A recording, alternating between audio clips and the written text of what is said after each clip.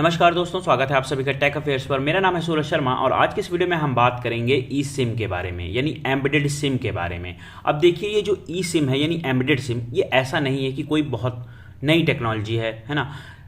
पिछले कई साल से इस पर मैं कहूँगा ढेरों आर्टिकल इस पर पब्लिश हुए हैं। तो ये मैं कहूँगा एक नई टेक्नोलॉजी ना कह के एक पुरानी टेक्नोलॉजी है जो काफ़ी चर्चा में रही है आजकल, और इसके बारे में हम इस वीडियो में डिटेल में बात करेंगे कि आखिर ये क्या है। आपको पता होगा कि जो कुछ फिटनेस ओरिएंटेड स्मार्ट वॉच हैं, जैसे गूगल के पिक्सल सीरीज़ के फ़ोन हैं, सैमसंग के गैलेक्सी एस और जेड सीरीज़ के, और एप्पल आईफोन के, स्पेशली आईफोन 14 जो कि पूरी तरीके से यूएसए में ई सिम पर निर्भर है। इसी के कारण यह तेज़ी से मेन स्ट्रीम में आया है ई सिम हमारा, और इस वीडियो में हम बात करेंगे। लेकिन देखिए, उससे पहले कुछ चीज़ें और हैं। वास्तव में ई सिम है क्या, इसको हम समझेंगे। साथ ही हम ये जानेंगे ये काम कैसे करता है, और इसके साथ ही क्या ये सिम कार्ड वाले सिम को पूरी तरीके से रिप्लेस कर देगा, बदल के रख देगा। और इसके साथ ही इसके हम फ़ायदे नुकसान के बारे में बात करेंगे, और सबसे महत्वपूर्ण बात कि क्या हमें इस सिम को परचेस करना चाहिए या नहीं। और आज की सीरीज में हम बात करेंगे, मैंने एक नई प्लेलिस्ट स्टार्ट करी है, टेक इन डेप्थ। इसमें हम बात करेंगे इसी के बारे में, और जितने भी नए नए टेक इनोवेशंस होंगे, साइंस एंड टेक में नई नई ब्रेक थ्रू होंगी, उनको इस सीरीज़ में मैं ऐड करूंगा, और इनमें हम डिटेल एनालिसिस करेंगे इसके बारे में। तो स्टार्ट करते हैं इसके बारे में, ई सिम के बारे में।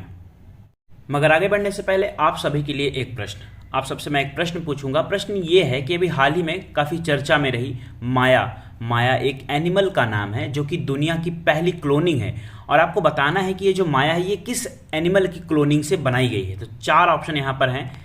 ऑप्शन 1 वाइल्ड आर्कटिक वुल्फ, एक सींग वाला गैंडा, और lion tailed macaque, great Indian bustard.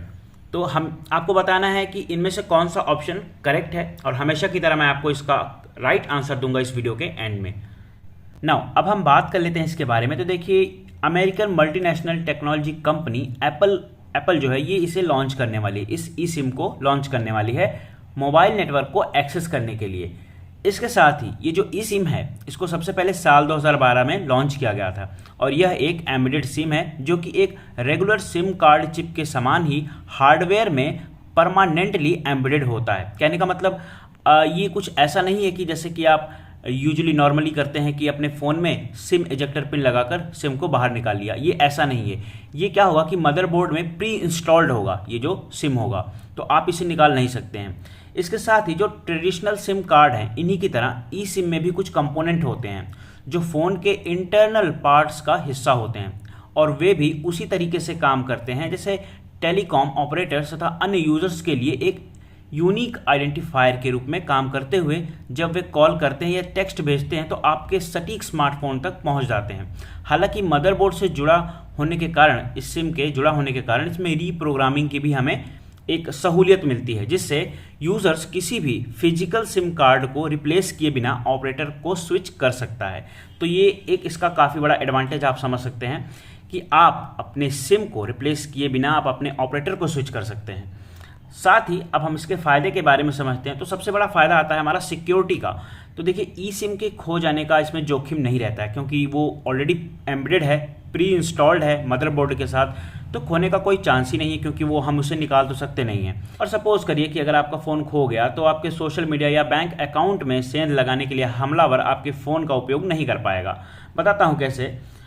और उससे पहले कुछ और चीज़ें हैं, जैसे one less opening on your phone, यानी जो ओपनिंग होल होते हैं छोटे छोटे आपके फ़ोन में तमाम रहते हैं, जैसे मान लीजिए स्पीकर का होल हो गया है ना, सिम इजेक्टर का पिन का होल हो गया, ये सब जो एक्स्ट्रा होल हैं, इनके ना होने से फ़ोन को धूल और पानी से मतलब बचाया जा सकता है। अब आप सपोज करिए कि अगर आप ये होल ही नहीं रहेंगे तो पानी वानी से तो ऑटोमेटिकली ये बच जाएंगे पूरी तरीके से। ये एक तरीके से प्रूफ हो जाएगा बंद कवर की तरह, इसमें ना पानी जा सकेगा ना ही कुछ और। तो यहाँ पर देखिए, हमने अभी के लिए ई सिम, इसमें सिम जो है हमारा फिजिकल सिम, उसे रिप्लेस किया है, तो अभी सिर्फ एक होल बंद होगा, है ना। तो ये एक इसका फ़ायदा हो गया। इसके साथ ही इसमें यानी इस फ़ोन के अंदरूनी भाग में थोड़ी सी जगह बचती है जिसका उपयोग किसी और काम के लिए किया जा सकता है। यानी अभी के लिए हम इसमें सिम लगाते थे तो कोई और सेंसर या कोई और मतलब पार्टिकल यहाँ पे हम इम्प्लीमेंट कर सकते हैं, वो देखना होगा क्या करेंगे, वो कंपनी अपना जाने ना। अब हम बात कर लेते हैं इसके ड्रॉबैक की, क्या क्या नुकसान हो सकते हैं। तो इमरजेंसी सिचुएशन में मान लीजिए यदि आपका फ़ोन काम करना बंद कर देता है सपोज, या फिर गिर जाता है, या फिर उसका स्क्रीन टूट जाती है, या फिर बैटरी ख़त्म हो जाती है, तो आपका कम्युनिकेशन ई सिम के साथ पूरी तरीके से बंद हो जाएगा। उस सिचुएशन में पूरी तरीके से ठप कर दिया जाएगा। जबकि ऐसे में जो ट्रेडिशनल सिम होते हैं उनको टूटे फ़ोन से निकालकर दूसरे बैकअप डिवाइस या सेकेंडरी फ़ोन में जल्दी से लगाया जा सकता है और नॉर्मल फ़ोन की तरह उसको फिर से यूज किया जा सकता है। लेकिन इस कंडीशन में क्या होगा, मान लीजिए अगर आपका फ़ोन वगैरह टूट गया तो कम्युनिकेशन तो पूरी तरीके से बंद होगा ही, और साथ ही आप उसका दोबारा उपयोग कर नहीं पाएंगे। आपको दोबारा से एक नया डिवाइस लेना होगा, सिम भी आपको दोबारा से फिर अपना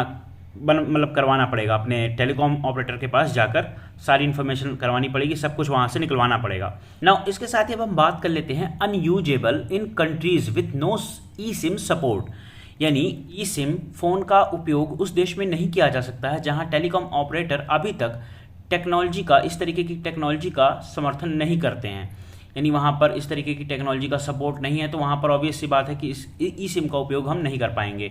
ऐसे सिचुएशन में कोई समस्या उत्पन्न नहीं होती है यदि आपका फ़ोन ई सिम और ट्रेडिशनल सिम दोनों का समर्थन करता है, तो ऐसे सिचुएशन में आपको कोई प्रॉब्लम आने वाली नहीं है। लेकिन यूएस बेस्ड जो आईफोन 14 है वो केवल ई सिम का समर्थन करता है, तो ऐसे डिवाइसेस में यह समस्या देखी गई है।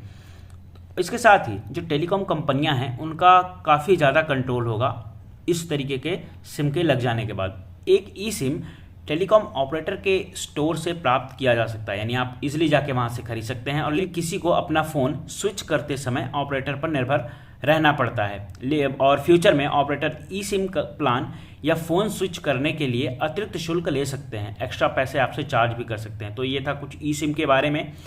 ना वापस आते हैं अपने क्वेश्चन पर, जो क्वेश्चन मैंने आपसे भी पूछा था कि रिसेंटली माया किस जानवर की दुनिया की पहली क्लोनिंग है, तो इसका राइट आंसर है ऑप्शन ए, जंगली आर्कटिक वुल्फ की। इसके बारे में थोड़ा मैं आपको बताता हूं। तो देखिए, बीजिंग में स्थित एक जीन फर्म ने दुनिया में पहली बार एक जंगली आर्कटिक वुल्फ का सक्सेसफुली क्लोन बनाया है, और जंगली आर्कटिक वुल्फ को व्हाइट वुल्फ या पोलर वुल्फ भी कहा जाता है। इस जानवर को कनाडा के क्वीन एलिजाबेथ आइसलैंड के एक हाई आर्कटिक टुंड्रा का मूल निवासी भी माना जाता है। क्लोनिंग को एक रेयर और एंडेंजर्ड स्पीसीज के संरक्षण में एक मील का पत्थर माना जा सकता है। माया की डोनर सेल्स जंगली मादा आर्कटिक भेड़िए के त्वचा के नमूने से आई थी, जबकि इसकी अंडाणु मादा कुत्ते से आई थी। माया की सरोगेट माँ एक बीगल डॉग है। मैं आशा करता हूँ आपको चीज़ें समझ में आई होंगी। अगर आपका कोई भी डाउट है, अगर आप कुछ भी एक्स्ट्रा इसके बारे में जानना चाहते हैं, तो आप कमेंट सेक्शन के माध्यम से पूछ सकते हैं। ऑल्सो आप मेरे इंस्टाग्राम और ट्विटर पे भी कनेक्ट कर सकते हैं, जहाँ पर मैं इसी तरीके की डेली बेसिस पर साइंस एंड टेक की अपडेट प्रोवाइड करता रहता हूँ। सो अगर आप इस चैनल पर नए हैं, चैनल को सब्सक्राइब कर लीजिए। Thank you for watching this, have a great day.